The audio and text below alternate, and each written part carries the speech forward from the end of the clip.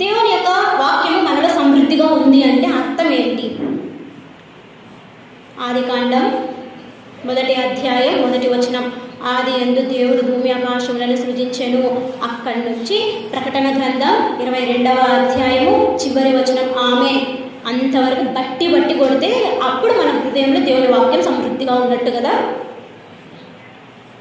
వాక్యం చెప్పడం స్టార్ట్ చేసిన, వాక్యం చెప్పడం స్టార్ట్ చేసిన, దేవుని గురించినటువంటి జ్ఞానాన్ని బోధించడం స్టార్ట్ చేసిన, దేవుని యొక్క క్రియలు చెప్పడానికి స్టార్ట్ చేసిన, నీకు నాకు అంటే బాగా వాడు చెప్పగలడు.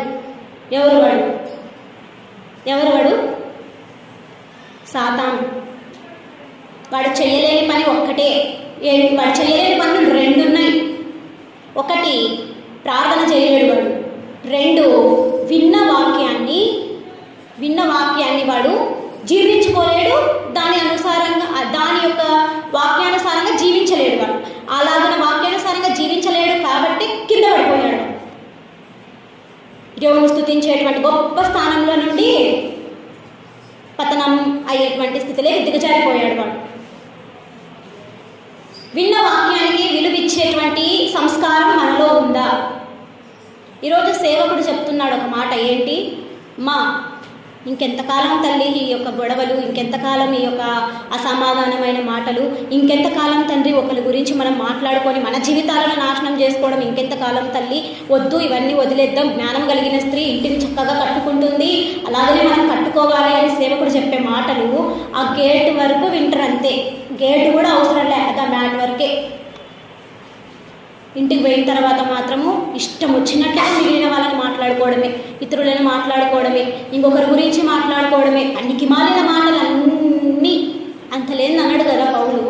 ముసలమ్మ ముచ్చట్లు, వ్యర్థమైన మాటలు, ఐహిక విచారములు, ఈ లోక సంబంధమైన దీవెనలు, ఈ లోక సంబంధమైన ఆశీర్వాదాలు, వీటి కోసమే ఎంపర్లాడుతున్నావు. క్రీస్తు యొక్క వాక్యము నీలో సమృద్ధిగా ఉందా? ఎప్పుడో కొన్న శారీ కాస్ట్ మనకు గుర్తుంటుంది, కానీ గంట ముందు ఏం తిన్నావు ప్రసంగం అంటే చెప్పలేము. అంతెందుకు, ఇప్పుడు విన్న వాక్యము నెక్స్ట్ మినిట్ అడిగినాను అనుకో, చెప్పగలరా? చూద్దాం, క్వశ్చన్స్ అడుగుతాం.